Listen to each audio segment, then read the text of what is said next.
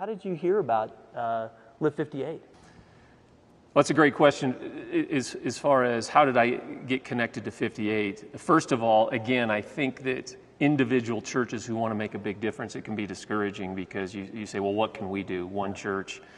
But when you begin to see organizations that are involved in many churches, so we became familiar with IJM, we became familiar with the Micah Challenge, we became familiar with Compassion International, started working with these organizations.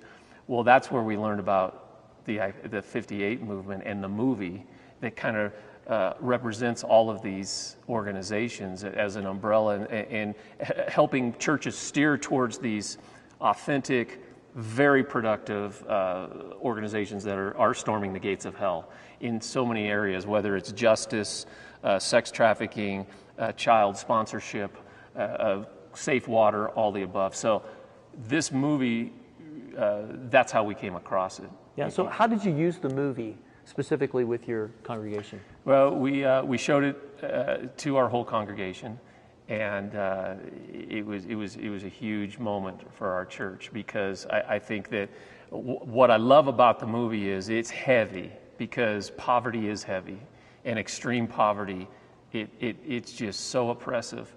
But when Dr. Scott Todd talks at the end about how we are making a difference. I think the church doesn't realize what a difference it's making. I think people, whether they're sponsoring a child or helping build wells or helping fight against injustice with corrupt, with the sex trafficking issues, all of those things, there's just been this huge impact. Malaria rate has gone down, HIV rate has gone down, hunger has gone down, infant mortality rate has gone down. And when at the end of this movie, when he starts rattling off these amazing statistics, people who are already want to do something, want to do more. And what I love about the movie, it's not about guilt, it's about opportunity. Because we are all created by God to do something greater than ourselves.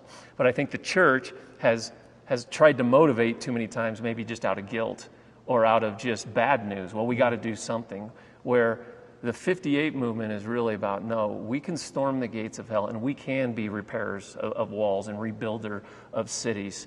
And the blessings can come. This was God's plan when he said, thy kingdom come, thy will be done on earth as it is in heaven. We're not just sitting around waiting for Jesus to come back, but Jesus says, I've given you the tools. I've given you the body of Christ, this collaboration of amazing Christ-based organizations and churches to do this work. And this is where it gets really, really exciting.